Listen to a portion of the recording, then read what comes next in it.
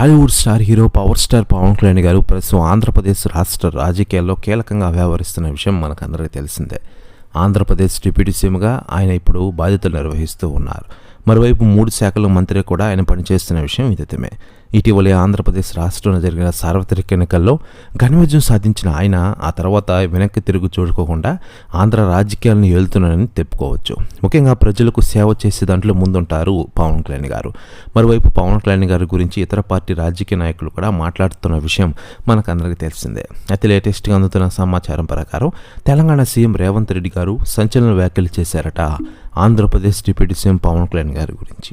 ఆయన మాట్లాడుతూ, పవన్ కళ్యాణ్ గారు ఈరోజు రాజకీయ నేతగానే కాకుండా ప్రజల మనిషిగా ఆయన రాజకీయం చేస్తున్నారంటే నిజంగా గ్రేట్ అని చెప్పుకోవాలి. ఇండియాలో ఆయన పేరు మారుమోగుతోంది. ఇప్పటికీ ఆంధ్ర రాజకీయాల్లో ఆయన పేరు మారుమోగుతుండడం నాకు చాలా ఆశ్చర్యంగా ఉంది.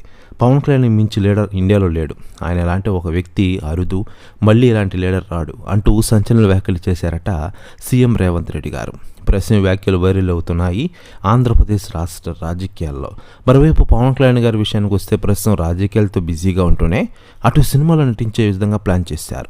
ప్రస్తుతం హరిహర వీరమల షూటింగ్తో ఫుల్ బిజీగా ఉన్న ఆయన త్వరలోనే ఓజీ సినిమా షూటింగ్లో జాయిన్ కానున్న విషయం తెలిసింది.